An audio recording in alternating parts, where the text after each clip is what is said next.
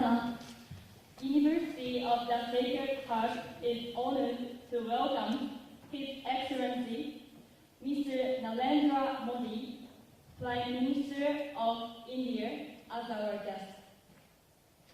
I am Shiori Soya, senior of this university. I have the honor to chair at this special session. At the beginning of this session, Sister Yoshiko Okazaki, President of the Sacred Heart University, has the privilege to welcome our distinguished guests.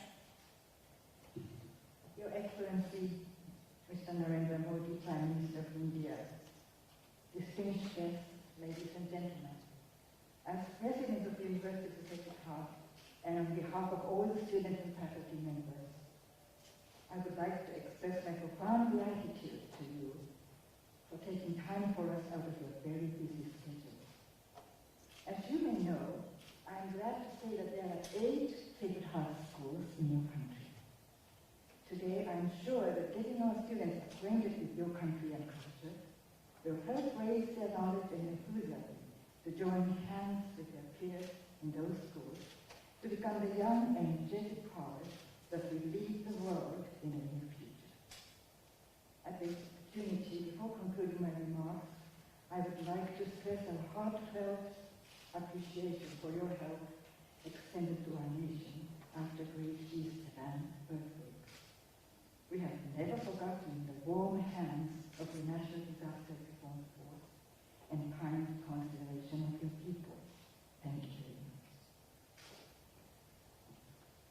Thank you, Sister Okazaki. Now, Your Excellency, we are pleased to hear your remarks.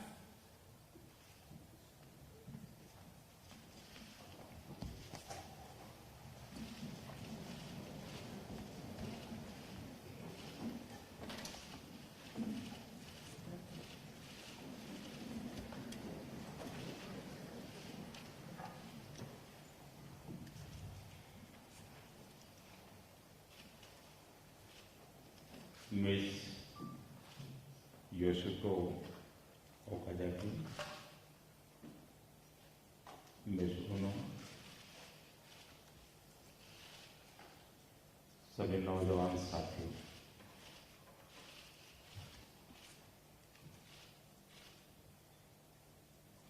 आपको आश्चर्य होता होगा कि किसी देश के प्रधानमंत्री ने आपकी कॉलेज में आना क्यों पसंद किया, स्टूडेंट्स को मिलना क्यों पसंद किया।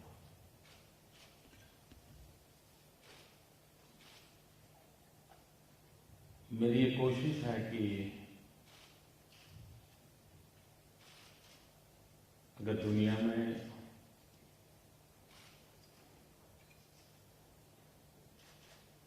भिन्न भिन्न के समाजों को समझना है तो 2 क्षेत्र बहुत महत्वपूर्ण होते हैं। एक, वहां की शिक्षा प्रणाली और दूसरी, वहां के आर्ट एंड कल्चर। ये 2 महत्वपूर्ण पहलू होते हैं जिससे इतिहास भी समझ में आ जाता है, उन देश की प्रगति भी समझ में आ जाती है और एक मोटा मोटा अंदाज लगा सकते हैं कि वो कौन सी बातें हैं जिसके साथ हम बड़ी निकटता से जुड़ सकते हैं। Good morning, Ms. Okazaki and all my young friends over here.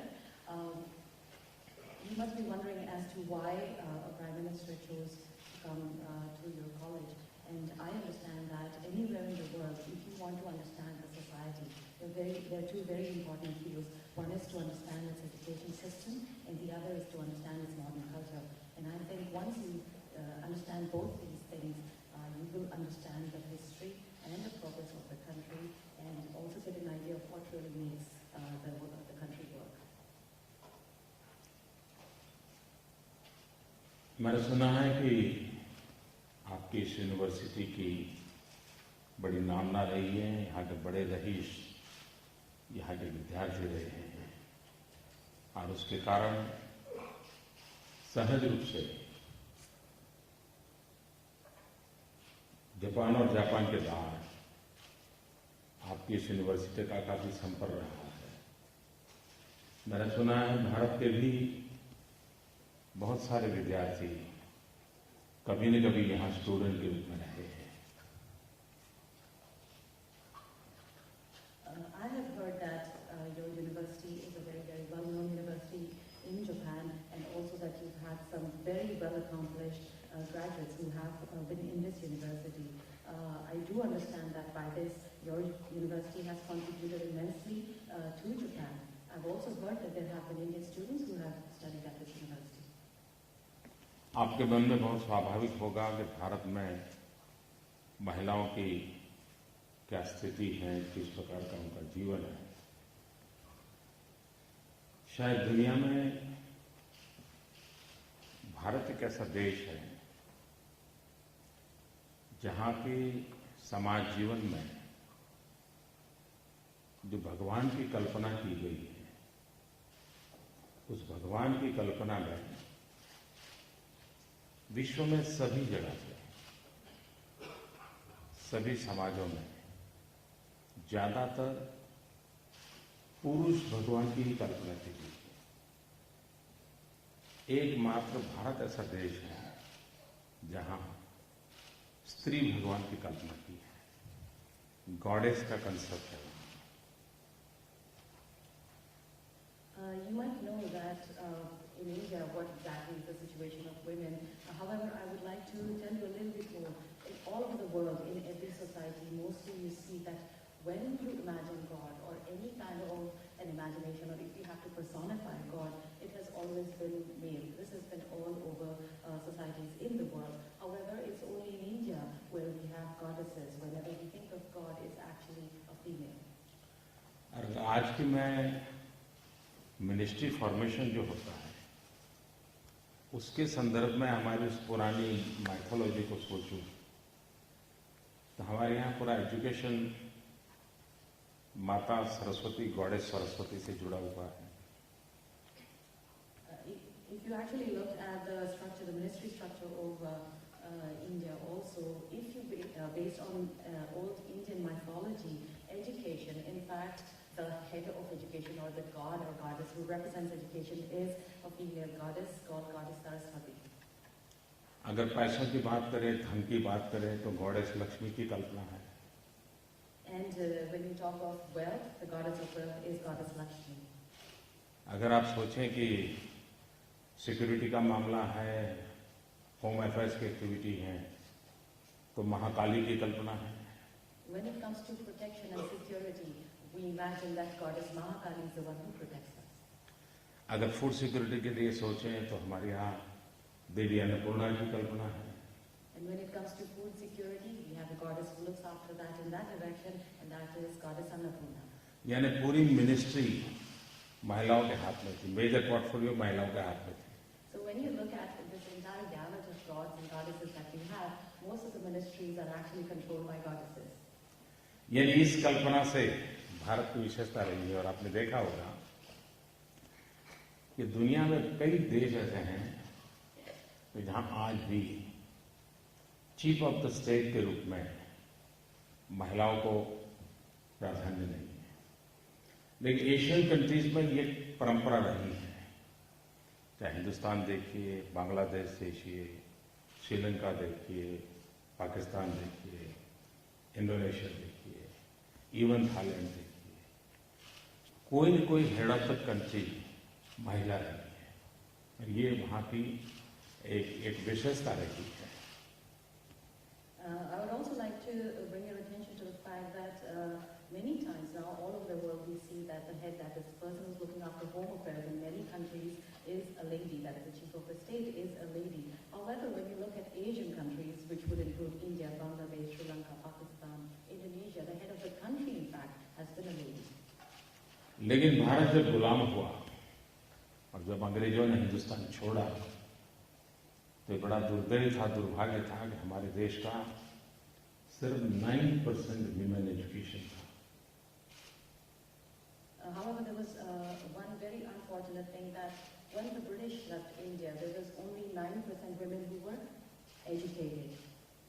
उसके बाद कई इनिशिएटिव लिए गए जिसके कारण और व्यक्तिगत रूप से मेरे जीवन में मैंने गर्ल चाइल्ड एजुकेशन को बहुत ही प्राथमिकता दी है। However, of course, there's a lot of schemes that were introduced in India. Of course, the British leave in India, and I myself have personally encouraged and promoted girl child education. मैं भारत का प्रधानमंत्री बना उसके पहले भारत का western part में एक छोटा सा स्टेट है गुजरात, मैं उस गुजरात का मुख्यमंत्री था और उस गुजरात के मुख्यमंत्री के रूप में मैंने गर्ल चाइल्ड एजुकेशन पर एक बहुत बड़ा इनिशिएटिव लिया था और मैंने अपने आप को डेडिकेट किया था गर्ल चाइल्ड एजुकेशन के लिए। In fact, before I became the Prime Minister of India, I was the Chief Minister of a western state in India called Gujarat. And as in my position as Chief Minister, I have carried out various campaigns for girl child education. In fact, I have dedicated a lot of my time towards educating the girl child. अब girl child education के प्रति मेरा इतना लगाव है, मेरे मन में इतना भाव जगा है कि मुझे हेड ऑफ द स्टेट कहीं फंक्शन में जाते हैं तो बहुत सारी गिफ्ट मिलती हैं, नई नई चीजें लोग देते हैं, हिंदुस्तान में परंपरा है। मैं सारी चीजें गवर्नमेंट ट्रेजरी में जमा करता था, जमा करने के बाद उसका ऑक्शन करता था, ऑक्शन करने के बाद जो पैसा आता था वो सारे पैसे मैं गर्ल चाइल्ड एजुकेशन के लिए डोनेट कर देता था। In fact, I would like to share with you one thing that, as I'm so attached to this cause of girl child education that, as you know, as a head of state, whenever you visit any country or even within states in India, oftentimes we get gifts from the host. And what I do is when I receive these gifts, I actually put them in the government treasury. And at some point of time, I hold an auction, and any money and all the money that is collected by way of this auction is donated for girl child education. मैं 14 साल मुख्यमंत्री रहा। 14 साल में जो चीजें मुझे मिली थी, छोटी मोटी कुछ भी चीज मिली हो तो उसका ऑक्शन किया। जब मैंने गुजरात छोड़ा तो मैंने 78 करोड़ रुपीस गुजरात की सरकार के तिजोरी में जमा करवाए थे, जो बच्चियों की शिक्षा के लिए खर्च किए जा रहे हैं। In fact, I was Chief Minister for 14 years, and all of these 14 years, I never stopped this particular action of making sure that I auctioned whatever the gifts I got. And within this period, I was able to collect 718 billion rupees, all of which was put into the Gujarat government's activities for girl child education. Bharat की एक और जानकारी भी शायद आपके लिए आश्चर्य होगा। वहाँ के पॉलिटिकल सिस्टम में एक लोकल सेल्फ गवर्नमेंट होती है, जो लोग अपना म्यूनसिपैलिटी का चुनाव करते हैं, पंचायत का चुनाव करते हैं और उसका जो बॉडी बनता है वो 5 साल के लिए वहाँ का कारोबार चलाते हैं। आप लोगों को जानकर के खुशी होगी, वहाँ 33% वीमेन रिजर्वेशन है। कोई भी इलेक्टेड बॉडी होगा लोकल लेवल पे जहाँ 33% वीमेन रिप्रेजेंटेशन कंपलसरी है। There's one more interesting fact that I'd like to share with you, which you might find surprising, is that within India we have various local governments, autonomous bodies, there are elections now, that is municipal level elections. We also have something on a village level called panchayat elections, and normally when anybody is elected to this particular body, they have a tenure of 5 years. We have made it compulsory for 33% of these members to be women. इतना ही नहीं, हर second year के बाद chief of the unit वो भी महिला बनती है। कभी मेयर महिला बनती है, कभी डिस्ट्रिक्ट प्रेसिडेंट महिला बनती है, कभी ब्लॉक प्रेसिडेंट महिला बनती है। And we've also made it mandatory that after every second year, the head of state or head of any political unit should be a woman, so we can have a lady mayor and a lady district head, etc. और इसलिए वहाँ decision making process में महिलाओं को प्राथमिकता देने का एक संवैधानिक कानूनी प्रबंध किया गया है। So what we have done is that we have involved women in the decision-making process. We have given priority to women in the decision-making process and made it as part of the regulatory framework of the country. आपको जानकर के ये भी खुशी होगी कि अभी जो मेरी सरकार बनी है, अभी 100 डेज हुए हैं सरकार को। मेरा जो कैबिनेट है कैबिनेट में 25% विमेन है। And I would also like to share with you one very happy information. That is my new government. As you all know that my government is only 100 days old in India. In fact, 25% of my cabinet members are ladies. इतना ही नहीं, हमारे foreign minister हैं वो भी एक महिला है। Foreign minister, external affair ministry. The external affairs minister is also a lady. तो आप कल्पना कर सकते हैं कि भारत ने बहुत प्रयत्न पूर्वक ये 50% पॉपुलेशन जो है, उस 50% पॉपुलेशन को विकास की प्रक्रिया में सक्रिय भागीदार बनाने के लिए शैक्षणिक क्षेत्र से, राजनीतिक क्षेत्र से जीवन को आगे बढ़ाने का पूरा प्रयास किया है। So what we're trying to do over here is that obviously ladies and females form 50% of the population, and we want to make them a very important and rightful part of the development, and we're making all effort in the educational area as well as in the political area. हमारे सामने एक बहुत बड़ी चुनौती ये है कि जितना हम शिक्षा प्राप्त करते हैं, साइंस, टेक्नोलॉजी, कंप्यूटर वर्ल्ड, कभी कभी डर रहता है कि आज की इस व्यवस्था से हम रोबोट तो तैयार नहीं कर रहे हैं।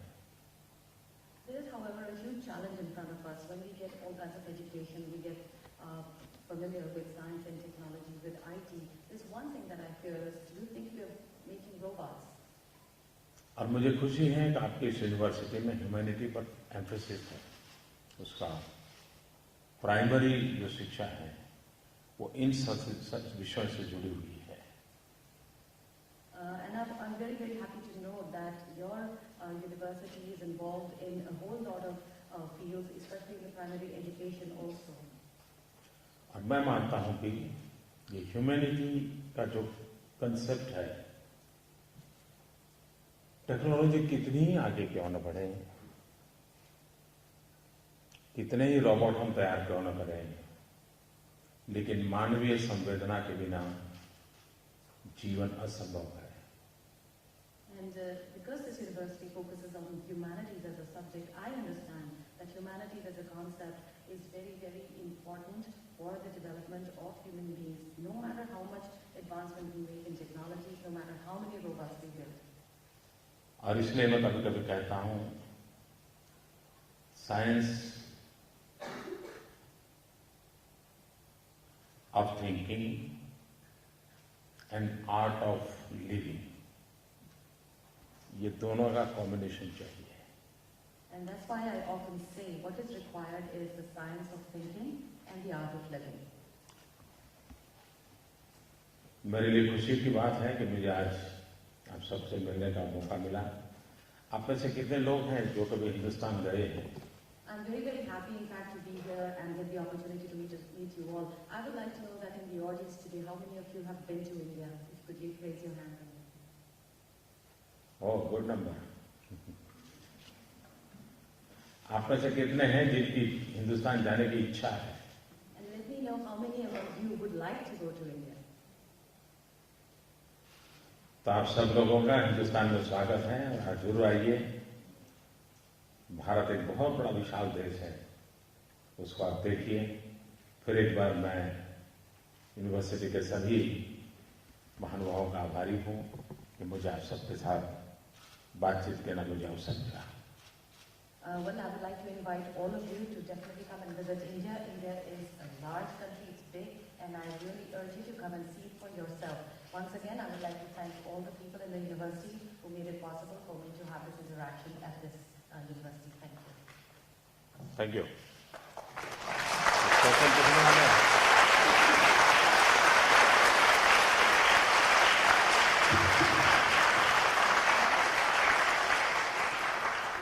Thank you very much, Your Excellency. Now we would like to open the floor for questions.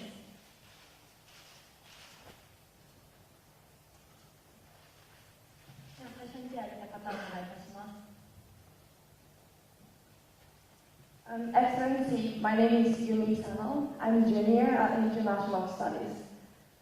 First of all, I'd like to convey our sincere thanks for this precious opportunity.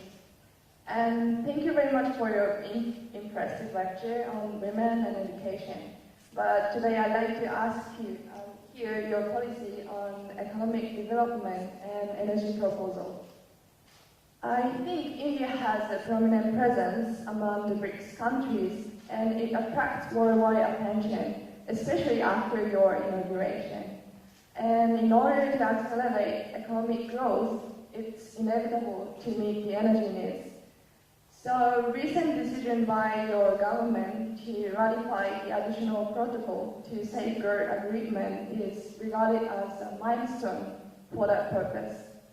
So, Excellency, my question is, how are you going to enhance the trust of international community without changing your nation's stance as a non-NPT state? Thank you. मैं समझता हूँ वो पत्रकार परिषद में पूछने वाला सवाल स्टूडेंट्स ने पूछ लिया. Well, I think this question is something that I would have expected from a reporter, and I'm surprised I'm getting it from a student. देखिए, भारत ये भगवान बुद्ध की भूमि है और बुद्ध शांति का संदेश और शांति के लिए जिए और शांति के लिए कष्ट भी झेले थे. I would just like to tell you that India is a country where Gautam Buddha was born. It is a country where we believe that we must convey a message of peace and that we must have sometimes to take some pain for the purpose of peace. हमारा non violence के प्रति इतना commitment है कि हम पूरी आजादी की लड़ाई महात्मा गांधी के नेतृत्व में नॉन वायलेंस के सिद्धांतों को लेकर के लड़े हैं और सारी दुनिया चकित हो गई थी कि एक समाज पूरा नॉन वायलेंस में इतना कमिटेड होता है. I would just like to reiterate that we believe in the concept of non-violence. Under the leadership of Mahatma Gandhi, we have always maintained and are committed to the principles of non-violence. In fact, it is often a surprise all over the world how an entire society can be so committed to non-violence. और इसलिए अंतर्राष्ट्रीय संबंधों में कुछ प्रक्रियाएं भी होती हैं, लेकिन इससे ऊपर समाज का अपना कमिटमेंट होता है. मैं समझता हूं कि ये सोकोल्ड छोटी मोटी संधियों से भी ऊपर उठ के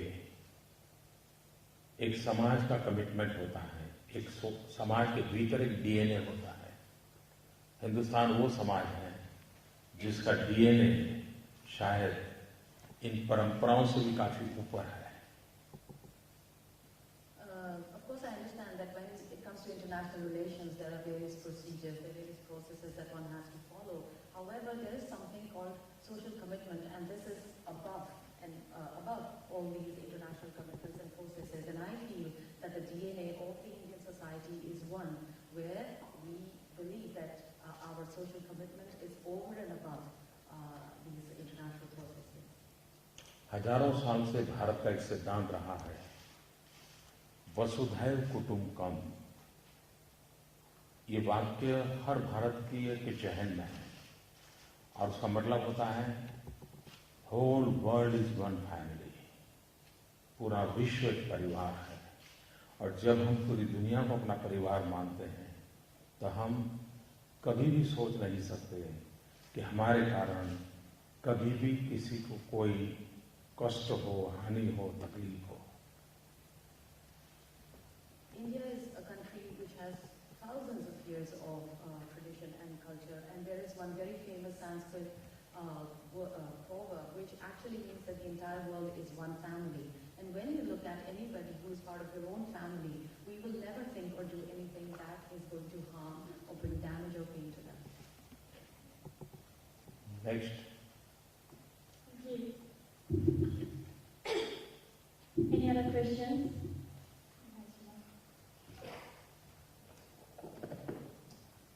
Your Excellency, thank you so much. I was so excited to find your messages on Twitter. Thank you so much. My name is Yuri Nishiyama, a junior student of International Studies. I really appreciate your address about education and women's power, but I'm sorry today. I'd like to ask you about another thing. My question is how to maintain peace and prosperity in Asia Pacific, focusing on growing presence of China. Japan faces the challenge of an uncertain China in the East China Sea, and also India has the same concerns with China in the Indian Ocean. In order to ensure enduring peace in this region, I think it is vital or possible two countries work together without isolating China. It sounds like mission impossible, but we have to do that. So today, I'd like to ask your policy for that purpose. Thank you. आप China से बड़ी परेशान लगती हैं। I think you're being a lot troubled by China.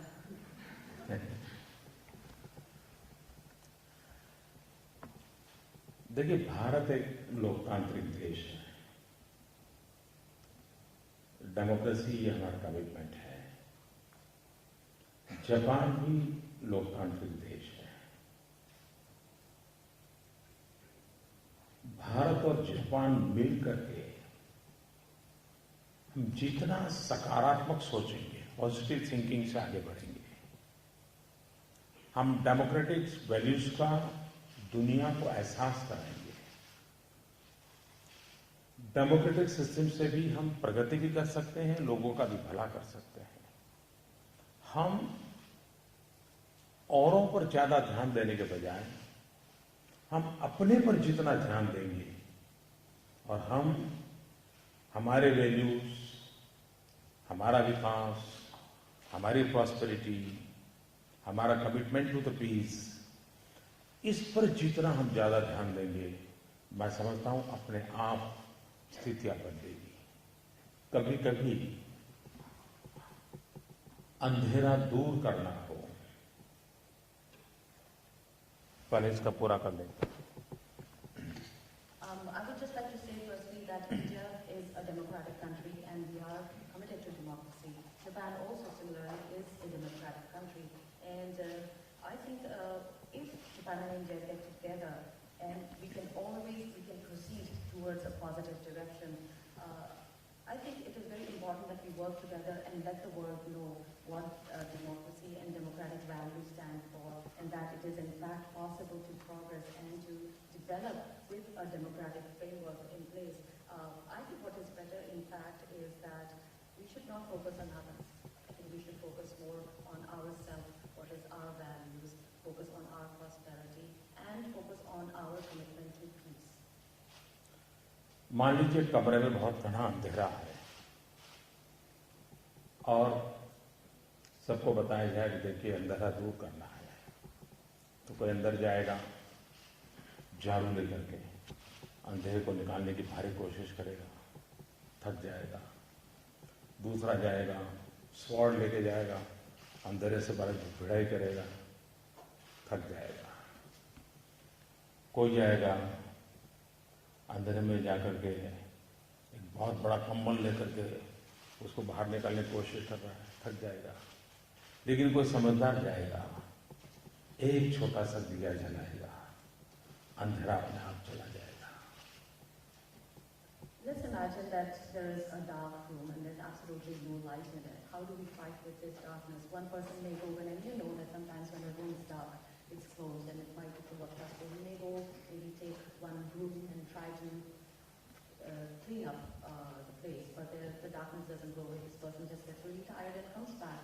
Second person goes in with a sword and tries to fight off this darkness with a sword, and he can, fight with all his might, but just come out unsuccessful and tired. Another person might think of a new idea, maybe go in with a huge blanket and swipe it all over to get rid of the darkness, but nothing is going to help. They may try to chase away the darkness with that, but that does not happen. What an intelligent person will do is, they will go in with a small lamp. All it needs is a small lamp. Once you put it in the room, the darkness is chased away. और इसलिए हमें कहीं अंधेरा नजर आता है तो हम पीस, प्रॉस्पेरिटी एंड डेमोक्रेसी इसे लेकर के अगर हम अपनी जोत जलाते हैं तो अंधेरे से डरने की जरूरत नहीं है। कहीं पर भी अंधेरा होगा वो छट जाएगा। All I think is required is that we need a small light, peace, prosperity and democracy, and never be scared of that darkness. Thank you, Excellency. Any other questions? Please.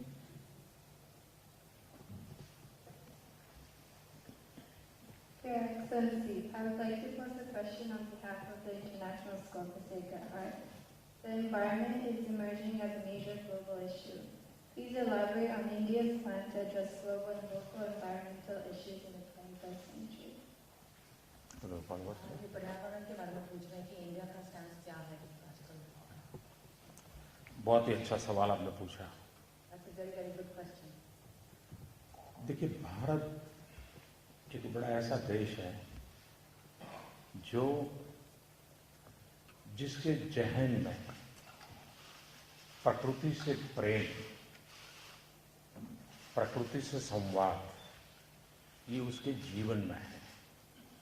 और इसलिए भारत में बचपन में बालक को सिखाया जाता है कि जब बिस्तर से नीचे पैर रखेगा, बहुत छोटा बच्चा होता है, सिखाया जाता है कि अपने बिस्तर से नीचे पैर रखें तो पहले पृथ्वी माता को प्रणाम करें और पृथ्वी माता की माफी मांगे कि कहीं मैं तुम्हें कष्ट तो नहीं दे रहा हूं।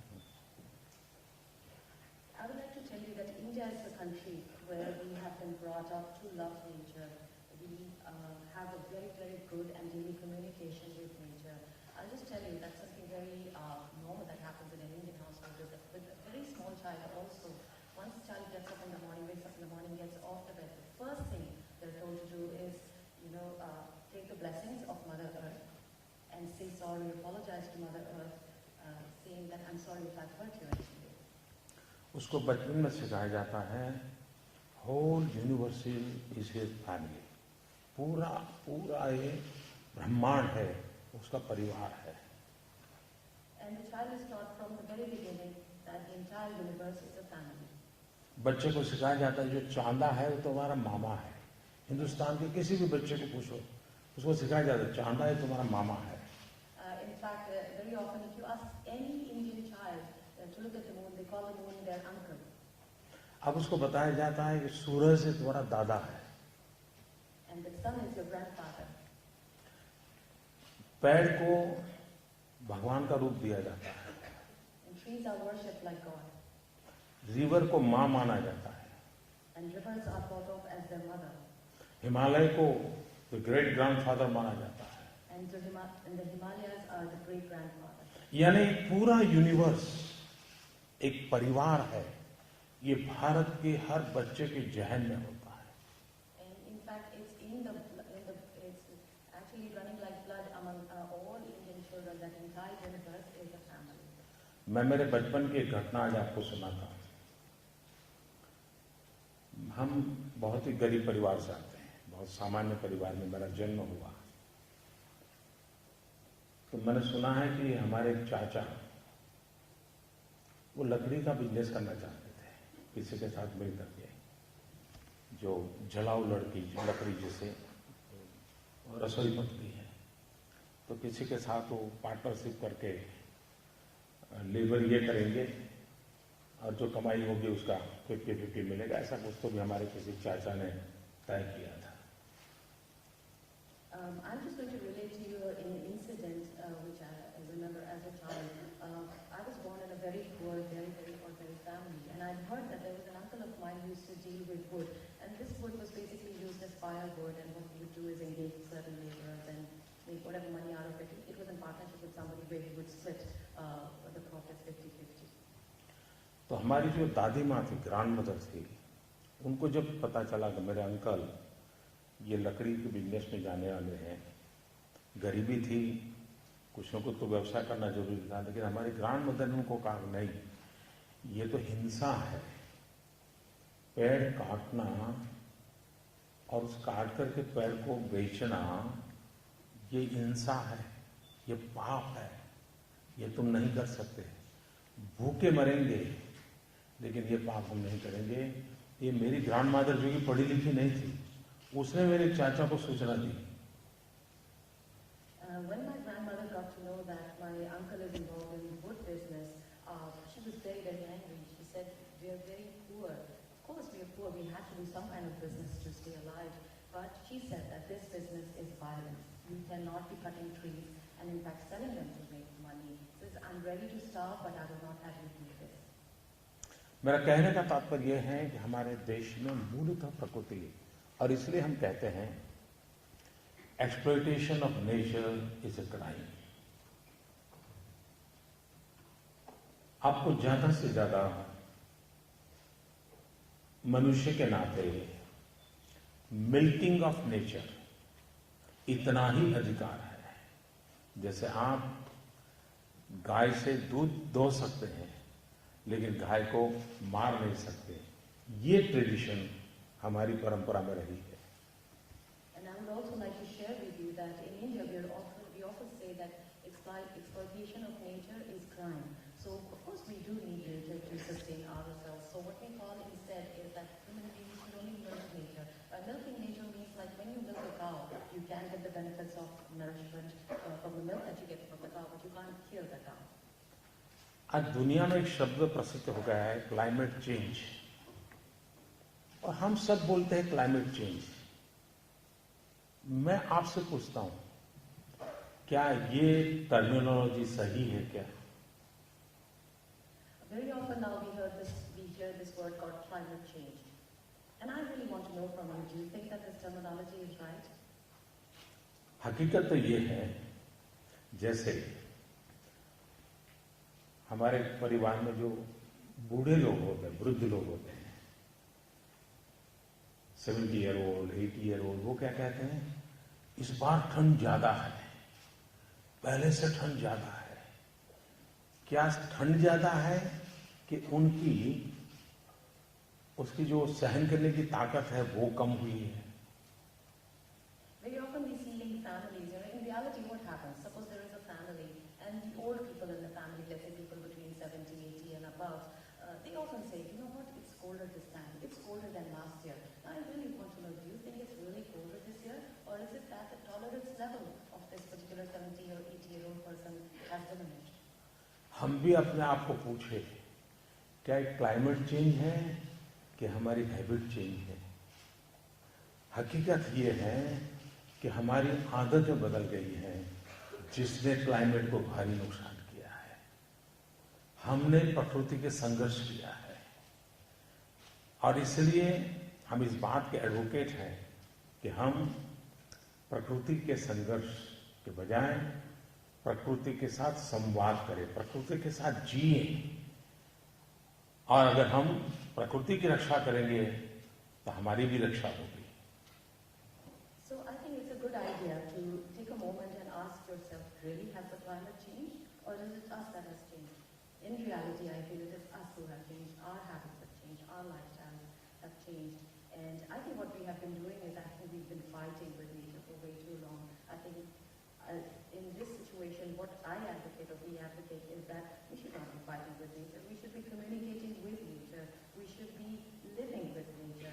And once we make sure we protect nature, nature will protect us. आप में से इस प्रकार के विषय पर किताब पढ़ने का कितने लोगों का शौक है? How many of you are interested in reading a book on this particular subject? You could raise your hand and tell me if you're interested in this subject matter. Regarding this climate, environment, very few. अच्छा, आप लोगों को अगर interest हो तो मेरी एक किताब है, कन्वीनियंट एक्शन। ये पूरा एनवायरमेंट पर मैंने लिखी हुई किताब है। और आपने सुना होगा कि अमेरिका के वाइस प्रेसिडेंट थे मिस्टर अल गोर, उन्होंने एक किताब लिखी थी इनकन्वीनियंट ट्रूथ। मैंने किताब लिखी है कन्वीनियंट एक्शन, ऑनलाइन अवेलेबल है। आप अगर मेरे नाम से वेबसाइट पे जाएंगे तो मेरी जो किताबें हैं उसमें एक किताब क्लाइमेट चेंज अंग्रेजी में है, ऑनलाइन अवेलेबल है। मैं चाहूँगा कि आप उसको देखेंगे तो ध्यान में आएगा कि हम एनवायरमेंट प्रोटेक्शन के लिए कितना काम कर रहे हैं, कैसे कर रहे हैं। दूसरा, मैं सोशल मीडिया में बहुत एक्टिव हूँ।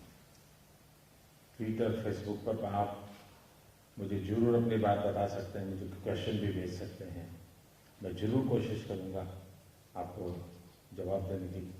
और ये मेरी खुशी है कि मैं और प्रधानमंत्री आबे दो रेगुलरली ट्विटर, फेसबुक पर चेक करने वाले लोग हैं। दोनों एक ऐसे दोस्त हैं हम कि हम सोशल मीडिया में काफ़ी दोनों एक दूसरे के साथ जुड़े रहते हैं।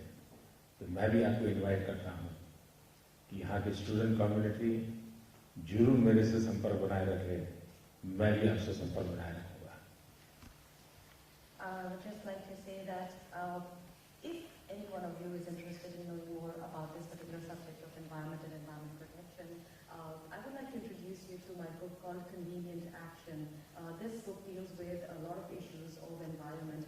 Many of you might remember that Al Gore, who was the US Vice President, has written a book called The Inconvenient Truth. In fact, I have come up with a book that is titled Convenient Action.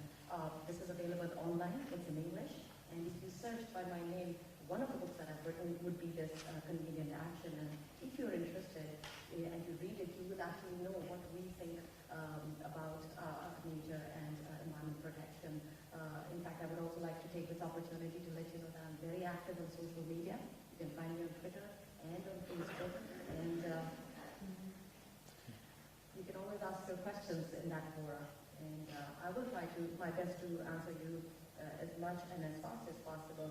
I'm also very happy to let you know that your Prime Minister Abe, and myself are friends not only offline, but we're very, very good friends on Twitter. We're regular Twitter chat. And we're very, very well connected, and I would urge you, I would be very happy if I can be connected with the student community here, and look forward to staying in touch. Thank you. Thanks a lot.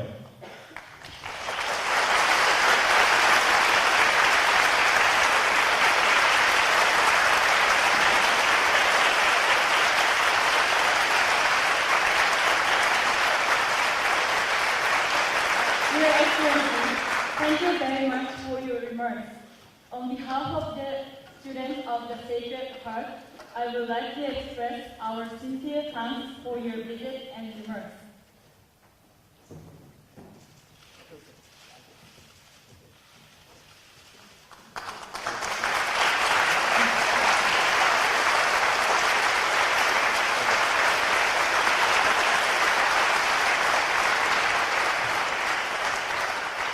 Thank you again, Your Excellency.